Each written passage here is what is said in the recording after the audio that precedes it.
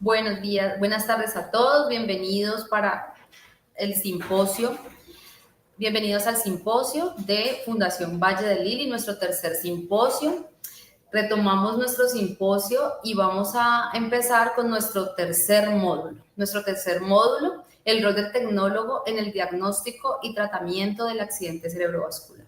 Bienvenidos, vamos a tener a nuestro moderador, a nuestro ponente, Brian Mauricio Prada Cruz, que presentamos anteriormente, pero para los que no estuvieron en la anterior, tecnólogo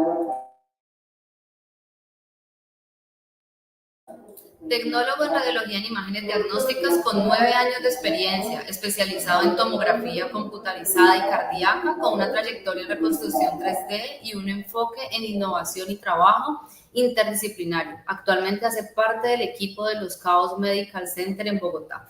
Te damos la bienvenida nuevamente, Brian. A todos, para los que hasta ahora tienen la oportunidad de unirse, un saludo y gracias de nuevo a todos por la invitación. Entonces, nada, en esta oportunidad quiero que hablemos de la ACV y más que lo técnico, quiero que hablemos de lo que hay detrás de la adquisición de las neuroimágenes.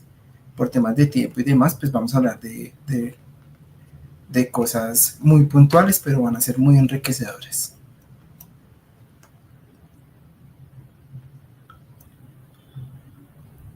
Listo, entonces quiero empezar con una de las historias de la neurocientífica María Nazaret, importante por sus aportes a la neurociencia y a esa relación con la respiración y el corazón. Y es que ella menciona en una de sus conferencias que los egipcios, a pesar de ser muy cardiocentristas, consideraban que el corazón tenía una relación directa con el cerebro, siendo casi uno solo. Esta relación pues, nos ofrece una luz de por qué las enfermedades cardiovasculares son la causa número 1 de muertes a nivel global, tomando un estimado de 17,9 millones de vidas cada año. Y es por esto que la Organización Mundial de la Salud cita que 4 de 5 muertes por eventos cardiovasculares son debido a ataques cardíacos y a ataques cerebrovasculares. Un esquema de la clasificación propuesta por el Comité del Grupo de las Enfermedades Cerebrovasculares de la Sociedad Española de Neurología clasifica la ACV en isquemia cerebral y hemorragia cerebral. Cuando hablamos de isquemia cerebral, esta puede ser global o focal. Cuando hablamos de global, hablamos del compromiso de toda o casi toda la circulación cerebral. Cuando hablamos de focal, hablamos del compromiso de una región vascular específica. Si nos vamos al otro extremo, encontramos las hemorragias y dentro de las hemorragias cerebrales se clasifican hemorragias intracerebrales y hemorragias extracerebrales. Brian, ¿nos ayudas por ocultar la barrita de abajo para que no se tapen los datos? Muchas gracias.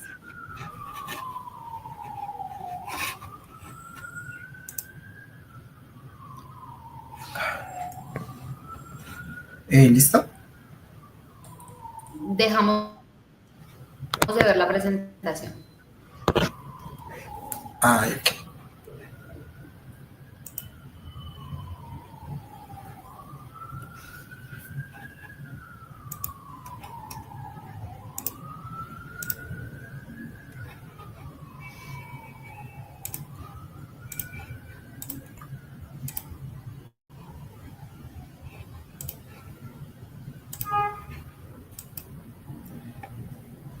Ya, creo que ya. ¿Sí? Listo, la vemos perfectamente. Muchas gracias. Sí, señor. Listo. Entonces, como el tiempo es cerebro,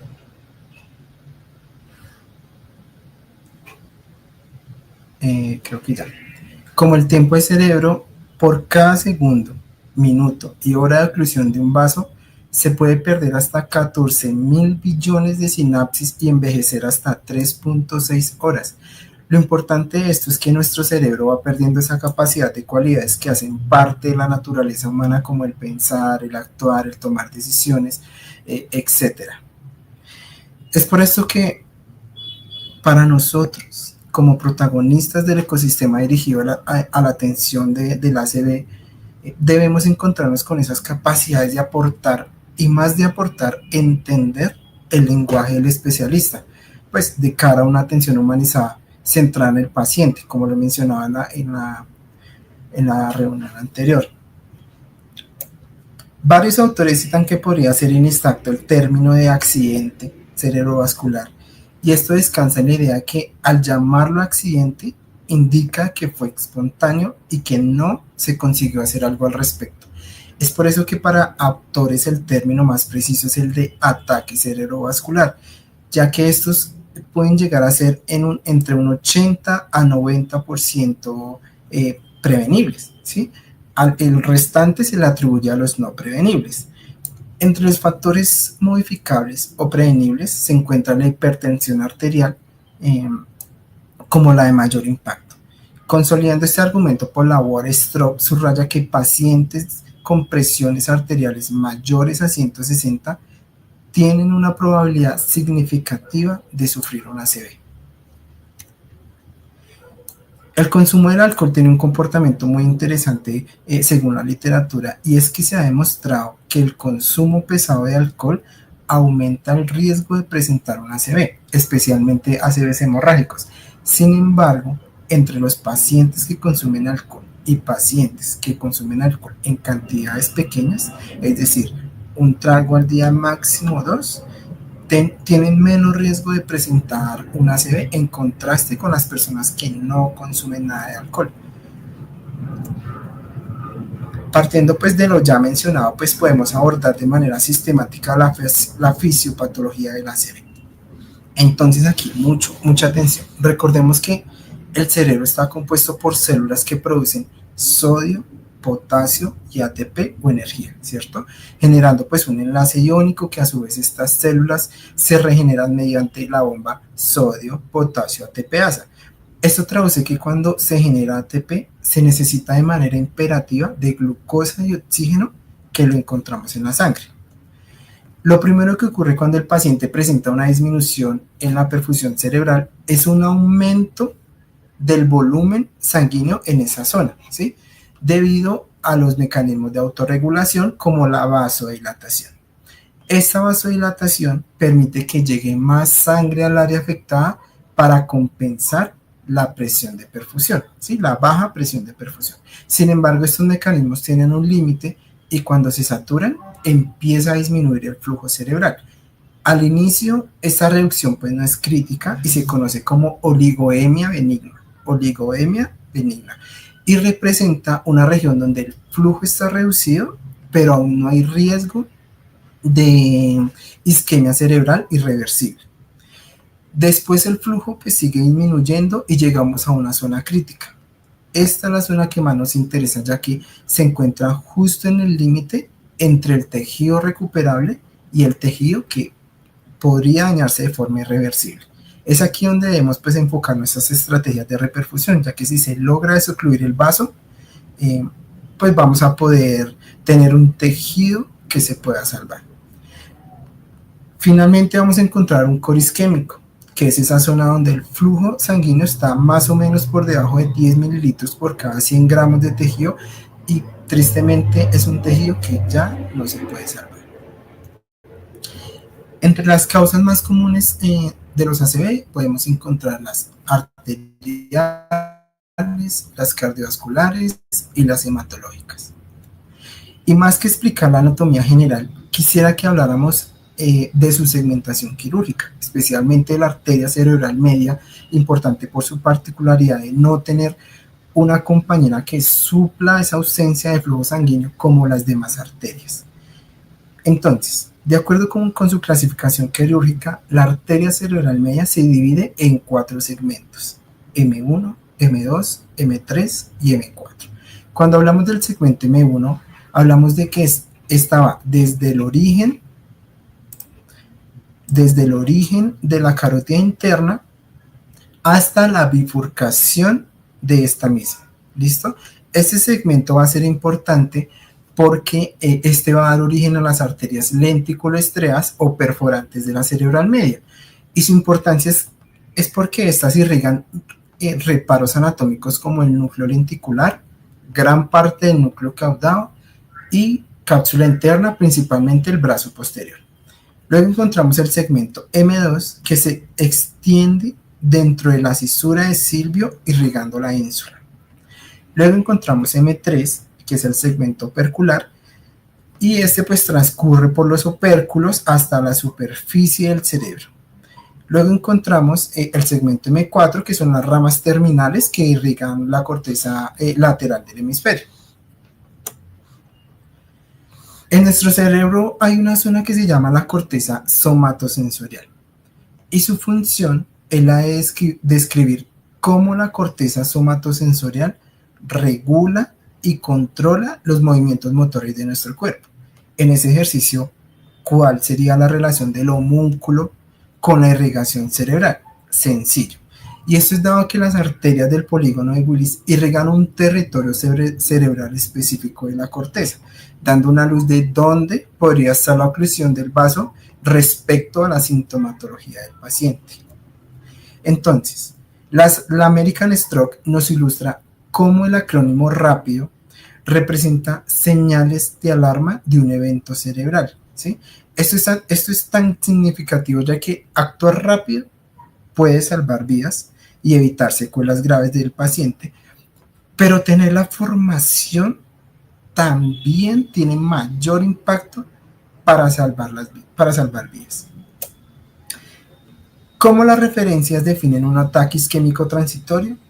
Como un bloqueo del flujo sanguíneo al cerebro. El coágulo suele disolverse y se desprende, ¿sí? Los síntomas generalmente duran menos de 5 minutos. En ese ejercicio, cuando hablamos de ACV, hablamos de isquemia o hemorragia, como lo mencionamos al inicio de la presentación. Ahora bien, cuando hablamos de hemorragia, hablamos de hemorragias intraparenquimatosas y extraparenquimatosas, y en esta dinámica la hemorragia intraparenquimatosa cerebral primaria se da como la extravasación aguda de sangre dentro del parénquima cerebral, ¿sí? Secundario a la ruptura vascular espontánea. Y el término espontánea indica que se presenta no por traumatismo, pero sí por trastornos estructurales conocidos como la malformación arteriovenosa, aneurismas cerebrales o tumores. ¿Listo? ¿Cómo se caracteriza una hemorragia intraparenquimatosa? Se tiene que considerar que la irregularidad de la hemorragia intracerebral se debe a múltiples vasos con fugas que alimentan el hematoma. Algo importante es que las hemorragias con formas irregulares son más propensas a la expansión, y dado a esto podemos encontrar hemorragias con uno o más signos periféricos, ¿sí? Siendo los focos más pequeños signos de hemorragia como predictores de expansión. La hemorragia subaracnoidea pues hace parte de un porcentaje pequeño de los ACVs, sin embargo es una de las patologías neuroquirúrgicas con más alta mortalidad, no solo por el sangrado inicial, sino también por sus complicaciones, y se caracteriza por presentar una cefalea en trueno, ¿sí? Hay múltiples escalas para clasificar la gravedad de la hemorragia subaracnoidea, sin embargo la escala de Fisher es la más empleada, y su uso principal es la predicción de la aparición y gravedad del vasoespasmo cerebral. El gran problema con la hemorragia subaracnoidea es que la hemorragia es un irritante para el gran sistema nervioso central y para el sistema vascular. Irrita y produce la liberación de una serie de hormonas y neurotransmisores que finalmente terminan en vasoespasmo. Y usted va a decir, bueno, ¿y qué es vasoespasmo? Los vasos se quedan quietos y apretados y no responden fácilmente a la dilatación que es normal que ocurra en el sistema nervioso central. Aumenta las presiones del cerebro, aumenta el sangrado, aumenta que aparezca edema cerebral, hernias cerebrales y demás. ¿Listo? En otras palabras, si aumenta el sangrado, hay más vasoespasmo. Otra escala empleada es la escala de Fischer modificada. Como bien sabemos, pues los ACVs isquémicos corresponden al 75-90% de los ACVs y estos son producidos por la oclusión de un vaso sanguíneo cerebral. Esta oclusión se debe a múltiples causas. De esta forma, para comprender los tipos de ACV isquémicos y sus manifestaciones, es necesario revisar dos puntos importantes que son la distribución territorial del infarto y las características del trombo. Y tener en mente la distribución territorial es esencial porque permite que por medio de hallazgos isquémicos imagenológicos armemos ese rompecabezas para inferir la causa y el posible tratamiento. Podemos encontrar hallazgos en la cerebral anterior, podemos encontrar hallazgos en la cerebral media, podemos encontrar hallazgos en la cerebral posterior, en la fosa posterior, o podemos encontrar infartos lacunares. Y estos infartos lacunares es debido a la oclusión de esas arterias perforantes de las que le hablaba al comienzo en el segmento M1. Aquí podemos ver las distintas variables de la composición de los trombos. Y algo importante es que principalmente los trombos están compuestos en diferentes porcentajes, ¿sí? Esto varía según en glóbulos rojos, plaquetas, fibrina, y en base a ello varía el porcentaje de cada uno de estos componentes. Esto determina si va a tener un mejor o un peor pronóstico nuestro paciente. Entonces se plantea que el trombo por glóbulos rojos va a tener una densidad alrededor de 70 unidades Hounsfield. Tiene un mejor pronóstico porque es más fácil de penetrar por el trombolítico o por la terapia endovascular, en contraste con un trombo blanco o cálcico que está alrededor entre 100 y 300 unidades Hounsfield y tiene un peor pronóstico. ¿Por qué? Porque tiene una mayor cantidad de plaquetas y fibrinas. Algunos artículos plantean que un trombo por glóbulo rojo muchas veces tiene un origen cardioembólico, a diferencia de un trombo blanco que generalmente tiene un origen de vaso grande o de cuello. En muchos escenarios el tamaño del trombo predice la respuesta a la terapia de reperfusión. A mayor longitud del trombo, menor eficacia de la terapia de reperfusión y mayor necesidad de trombectomía. Si tenemos un trombo menor a 8 milímetros, la alteplasa es el medicamento con la eficacia para disolver los trombos, la alteplasa, ¿sí? Esto lo que hace es que puede disolverlos fácilmente porque hay una menor masa de fibrina y glóbulos rojos. Están los trombos de 8 a 15 milímetros y estos se denominan de tamaño intermedio. Luego encontramos los trombos mayores a 15 milímetros y estos son los trombos largos que requieren de trombectomía como tratamiento de elección. Bueno, entonces cuando hablamos de signos tempranos de stroke isquémico, en ocasiones pues nosotros los tecnólogos los pasamos por alto hasta que el especialista los menciona, ¿sí? Para esto es importante las ventanas. Así como hay una ventana ósea, hay una ventana pulmonar, hay una ventana para angio, para hígado, también hay una ventana para stroke.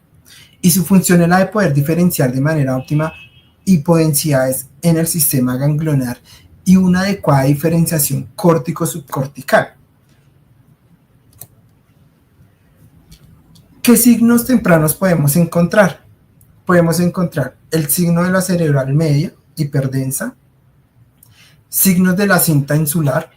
Miren cómo acá vemos la cinta insular del lado izquierdo, pero miren que a este lado no. Un signo temprano de ACV isquémico. Ganglios evanescentes, signo de la arteria basilar, signo del punto de la arteria cerebral media, y aquí es porque uno de los segmentos mediales o distales de la cerebral media presentan una oclusión, y signo del émbolo calcificado. La trombosis venosa es una causa importante de los ACV en pacientes jóvenes y mujeres, y también podemos encontrar algunos signos tempranos. ¿Qué signos nos vamos a encontrar? El signo delta, signo del cerebelo blanco, signo de la cuerda y signo de la vena cortical. El aspecto. Este aspecto, para los que hemos tenido la oportunidad de hacer tomografía en el contexto de stroke, muchas veces vamos a escuchar que todo el ecosistema de código ACV va a mencionar el aspecto. Y bueno, ¿y qué es el aspecto? El aspecto, pues, es una escala cuantitativa que valora la extensión del daño cerebral isquémico en pacientes con sospecha de ACV, ¿sí? De manera muy simplista, se identifican 10 puntos de los cuales se deben evaluar. A nivel ganglionar, 7, el segmento M1, M2, M3, la ínsula, el núcleo caudado, el núcleo lenticular y la cápsula interna. A nivel supraganglionar, un corte arriba, se debe evaluar M4, el segmento M4, M5 y M6. ¿A qué voy con esto? Que por cada hipodensidad en una de estas regiones se le va restando un punto, ¿sí? En la fosa posterior pasa lo mismo. Entonces, si yo tengo un aspecto dentro de 10 a 7, estamos hablando de un infarto pequeño. Para que me entiendan, si yo encuentro una hipodensidad en el núcleo caudado, que abarca el núcleo caudado, el núcleo lenticular y la cápsula interna, a esos 10 puntos le resto 3, y esto me va a dar un resultado de 7, ¿sí? Si tengo aspecto de 10 a 7, hablamos de un infarto pequeño y tiene mayor probabilidad de beneficio con trombolisis o trombectomía en su defecto. Si tengo un aspecto de 6 a 4, estamos hablando de un infarto moderado, ¿sí? Y se debe evaluar cuidadosamente los riesgos y los beneficios del tratamiento que se le va a indicar a nuestro paciente. Sin embargo, pacientes con aspecto menor a 6, sí o sí tenemos que pensar en tratamientos con trombectomía, porque si se aplica terapia de reperfusión con alteplasa, el paciente puede generar una transformación hemorrágica que se complique después. ¿Cuál es el protocolo ideal para el stroke? Lo ideal es tener un protocolo dinámico que permita tener una fase simple, una fase arterial tardía, venosa y en su defecto, si se requiere, la perfusión cerebral por tomografía. La fase simple, pues, nos va a ayudar porque va a permitir caracterizar todas esas placas de ateroma que obstruyen la luz del vaso y asimismo va a determinar el protocolo. La fase arterial, el angio, muy importante, pero la fase arterial tardía es útil para ver la calidad de la circulación colateral, ya que si el paciente tiene pocas colaterales, va a tener más riesgo de sangrado después de la terapia. Generalmente los fumadores tienen menos colaterales, ¿sí? Aparte, esta fase es muy importante porque nos ayuda al especialista a planificar mejor la trombectomía. Luego encontramos la fase venosa, y la fase venosa es útil para ver defectos de perfusión y determinar si el tejido cerebral perfunde o no perfunde. Aparte, nos ayuda a ver las colaterales más distales. Hay que tener en cuenta que una fase venosa es una fase venosa, donde veamos la circulación venosa, ¿listo? Porque si queda muy temprano, pues ya hablaríamos de una fase arterial tardía, ¿listo? ¿Cuál es el protocolo ideal de un stroke hemorrágico? Igual, una fase simple, una fase angiográfica o arterial y una fase venosa. Y la fase venosa nos va a permitir evidenciar signos como el signo del punto o el signo puntual.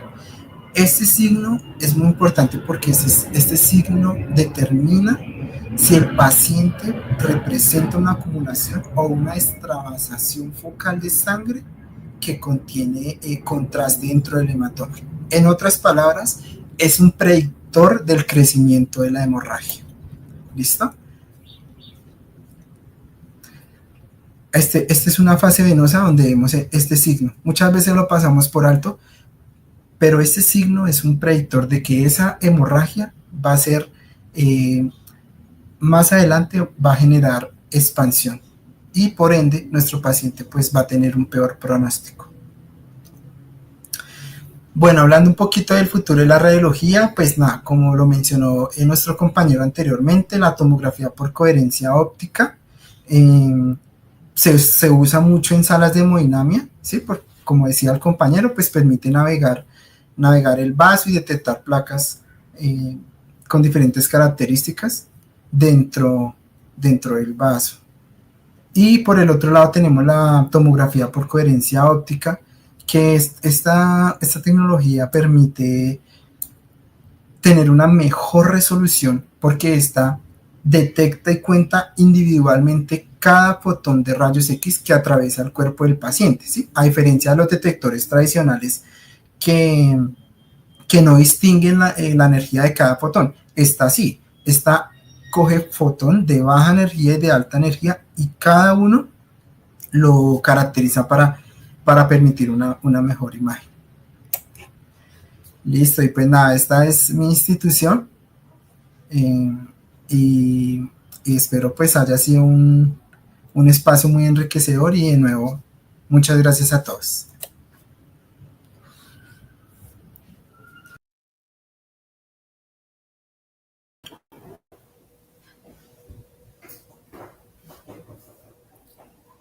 Muchísimas gracias a Brian por esta excelente presentación. Les recuerdo que en el chat nos pueden ir colocando todas las preguntas que tengan de las presentaciones y al final haremos un foro de preguntas para darle respuestas. Brian, muchísimas gracias por aceptar nuestra invitación